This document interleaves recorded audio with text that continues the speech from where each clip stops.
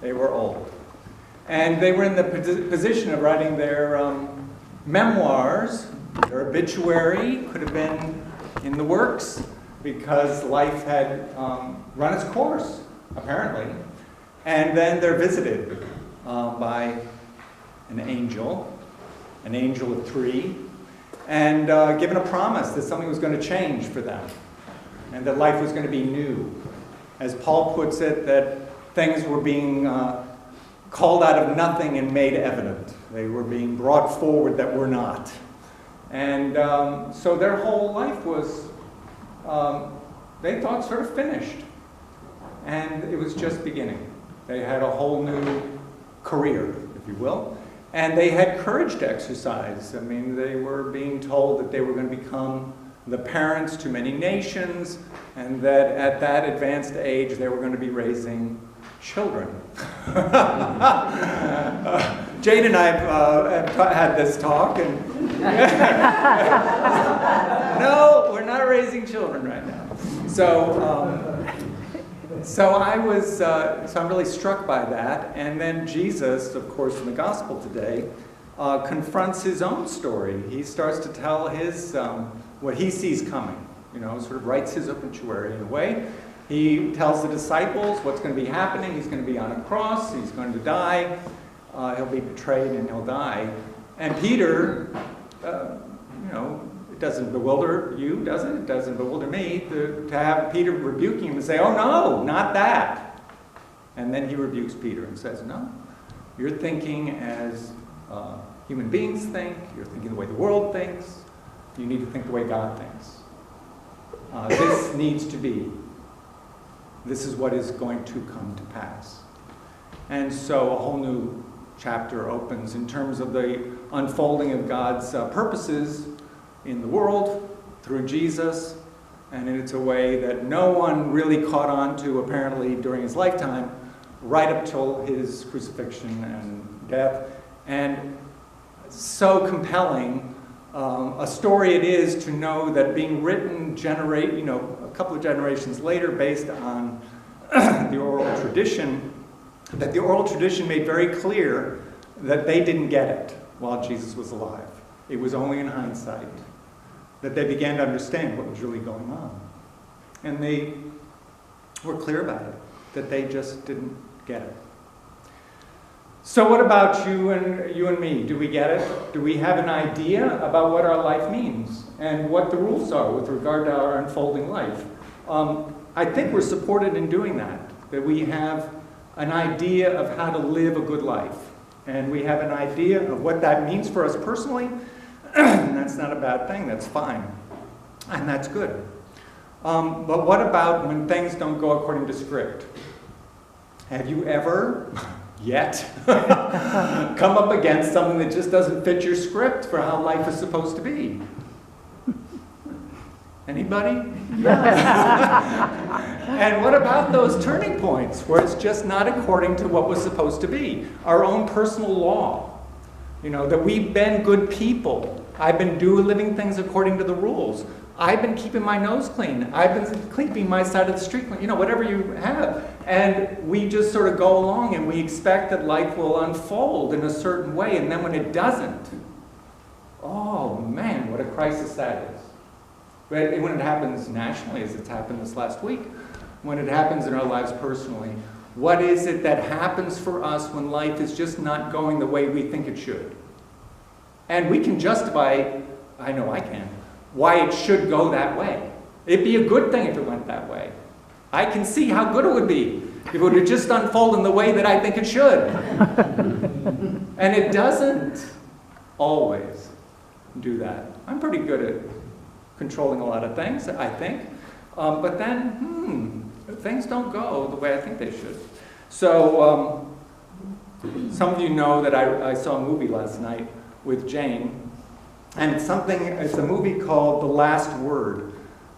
Anybody know it by that name? You've seen it, Bonnie. Yes. Great. So you know that it stars Shirley MacLaine. Any Shirley MacLaine fans here? I love Shirley MacLaine. So when I saw this movie at the library, I went, oh yeah, Shirley MacLaine, Last Word. I had no idea really what it was about. But it's about a woman who's anticipating writing her own obituary. And she's read the obituaries of other people who weren't so savory in her estimation, who were written up as though they were saints. And so she wants to see what her obituary would look like. So she hires someone to do it. And there's a real confrontation that goes on for this woman in terms of the impact her life has had on the world, the way in which it's registered for other people, and how they reflect on her life. And it's not really pleasant for her to see it. And so she goes through a crisis as she's at the end of her life in her early 80s and displaced from her career as an advertising executive, very successful and very alone. And so she finds her way, I don't want to tell you the whole story, I won't, but she finds her way oddly into being a disc jockey. Now you have to see the movie to understand how that happens, but anyway, she ends up being a radio disc jockey. And she gets on the air, she gets the early morning slot, and she is doing some talking as the day begins, and this is what she says. Her name is Harriet Lawler, okay? And she says, "This is Harriet Lawler saying good morning." And what does that really mean? Good morning. Please don't have a nice day. Have a day that matters. Have a day that's true. Have a day that's direct. Have a day that's honest. A nice day? You'll be miserable. Anyway, that's my thought, that you should carry through as you're doing your housework, your homework, your driving work, your working work. Have a day that means something. In the crisis of her journey, she came up against what it means to try to live according to the world's rules. And she'd been always a rule breaker. She'd been a renegade, and that had led to her being sort of expelled in a lot of arenas. And she finds new life, not by giving that up, but finding a way to connect that orientation to other human beings in a way that showed love. She discovered at the end of her life what Jesus calls a summation of the law, to love the Lord your God with all your heart, soul, and mind, and to love your neighbors yourself. And that is an unscripted law, because how you live into for yourself what it means to actually love the Lord your God with all your heart, soul, and mind, and to love your neighbors yourself is particular to who you are, to what your circumstances are and have been, what your capacities are, what your gifts are, what your history is. All of that and more participates in what it means for you to live a loving life at this moment, at any moment, in the trajectory.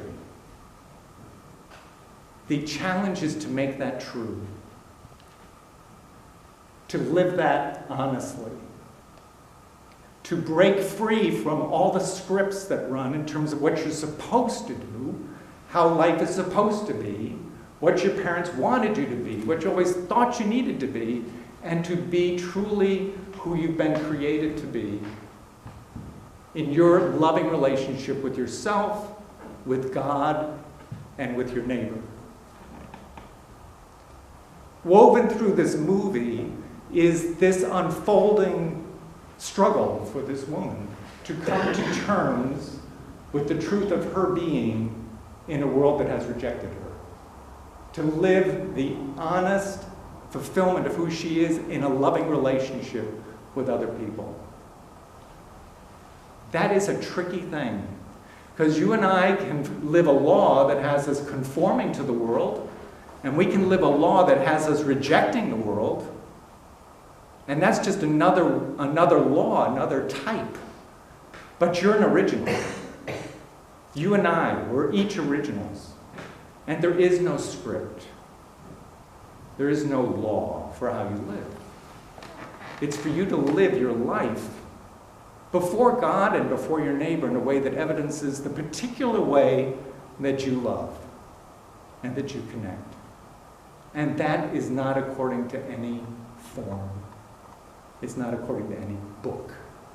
And life circumstances will not constantly, but will occasionally throw us up against the fact that we're living our life as though it could be scripted. But essentially it's not.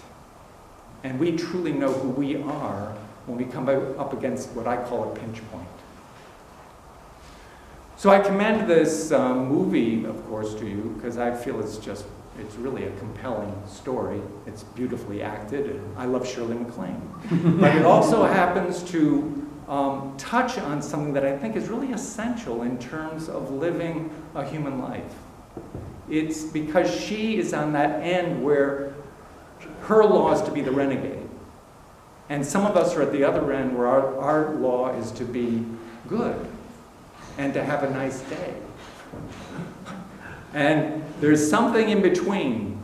It isn't really even in between, it's something else, which has to do with living an honest life, a life of integrity, a life that, as she says, that matters, that's true, that's direct, that's honest.